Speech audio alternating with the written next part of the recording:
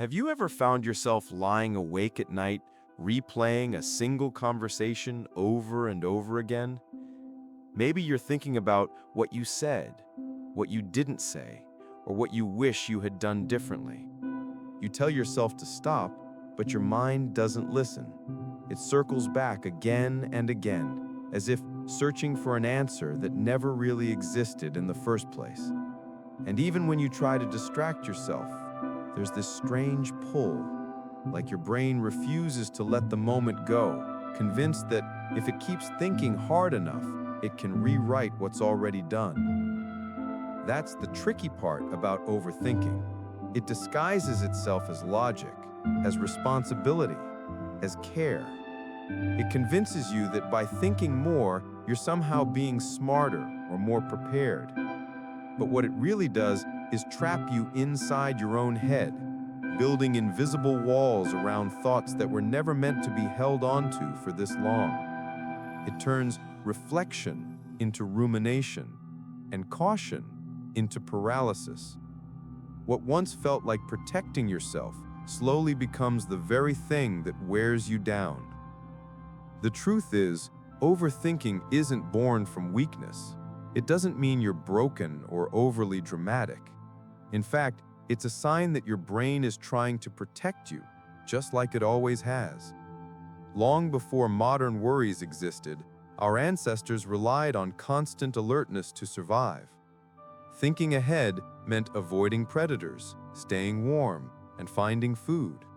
Their survival depended on being aware, cautious, and ready for danger before it arrived. But the threats we face today aren't wild animals or natural disasters. They're emotional ones. Failure, rejection, embarrassment, loneliness. And even though the world has changed, our brains haven't evolved fast enough to keep up. They still react as if danger is lurking around every corner. So when you lie awake at night thinking about a text you shouldn't have sent, or a moment you wish you could undo, your brain is just doing what it's always done, trying to keep you safe from harm, even when that harm is imagined. The problem is that this survival instinct no longer serves us in the same way. It's like a smoke alarm that goes off every time you toast bread, overprotective and exhausting. Your brain is trying to help, but it doesn't realize it's creating more harm than good. What once was a mechanism for safety has become a cycle of suffering. We don't just think anymore, we overthink. And in doing so, we start to mistake mental noise for control. And it's so draining. You end up reliving moments that don't exist anymore, arguing with ghosts of your own imagination, apologizing to people in your head who aren't even around to hear it. Every what if becomes another layer of stress. Every self-doubt another stone in the wall you build between yourself and peace. You begin to feel like your thoughts are louder than your life. At the heart of it all is a single word: uncertainty. The human brain hates not knowing. It wants answers, conclusions, guarantees, even if they don't exist. So it loops, analyzes, and obsesses, hoping that somewhere within all the thinking, safety will be found.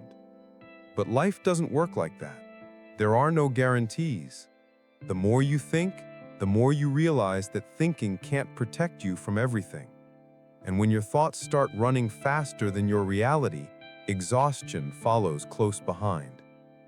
Psychologists often describe this cycle as a form of mental fatigue. You try to solve every problem by thinking harder, but the more you do, the worse it gets. It's like trying to stop a wave by standing in front of it. You can't think your way out of uncertainty. You can only accept that uncertainty exists. The more we fight it, the tighter the knot becomes. Many people mistake overthinking for self-awareness, but they're not the same thing.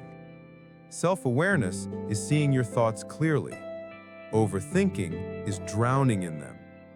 Awareness lets you observe what's happening without judgment. Overthinking forces you to relive it until you forget how to simply be, And in that difference lies everything. Emotionally, overthinking creates a kind of quiet panic, a constant state of what if that never truly ends. Even when things are calm, your brain whispers that something could go wrong.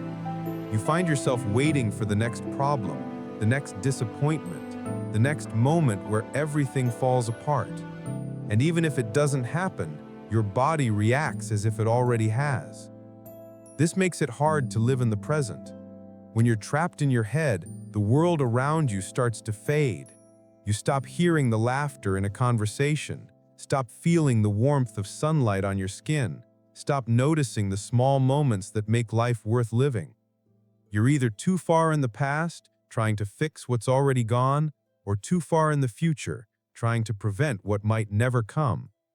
The present moment, the only real thing we have, gets lost somewhere in between. It's not that overthinkers lack peace.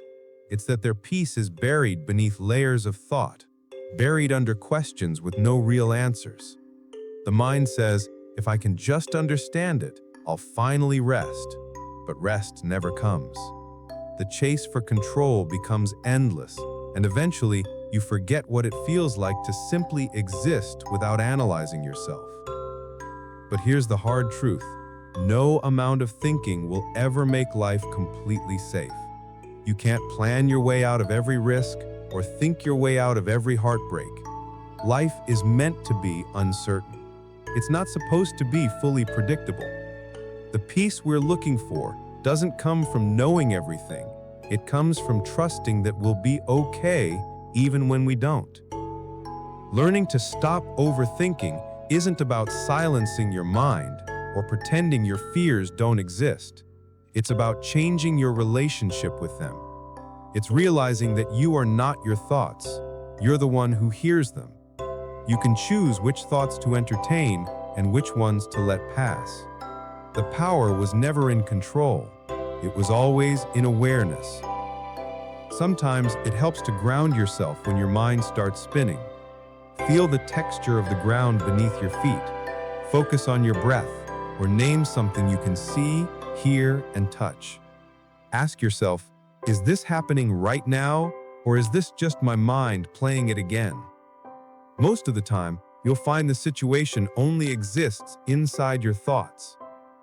Another way to break the cycle is through self-compassion. Overthinkers often carry a quiet cruelty toward themselves. They replay their mistakes not to learn from them, but to punish themselves for them. But when you approach your past with kindness, the energy shifts. Instead of asking, "Why did I do that?" try asking, "What was I feeling that made me act that way?" Compassion doesn't erase mistakes, but it turns guilt into growth. You may never fully stop your brain from overthinking, but you can stop giving every thought power. You can let your mind wander without letting it take control of your peace. When you begin to observe your thoughts instead of battling them, they start to lose their grip. You no longer get pulled into the storm, you just watch the clouds pass by. In time, you start to understand something deeply comforting. Your mind was never your enemy. It was scared. It thought the only way to protect you was by preparing you for every possible pain. It didn't realize that safety doesn't come from thinking more. It comes from letting go of the need to control everything. Overcoming overthinking doesn't mean living without fear or uncertainty. It means becoming aware of when your brain is trying to protect you and gently reminding it that you are safe now. It's learning to breathe through the discomfort of not knowing, to trust the process, and to allow life to unfold without forcing it. So the next time your thoughts start spinning out of control, remember this: you are not your mind's chaos. You are the calm that exists beneath it. The brain may always look for safety, but the heart knows that safety isn't found in endless thinking. It's found in being present, in forgiving yourself, and in trusting that sometimes it's okay to simply stop trying to understand everything.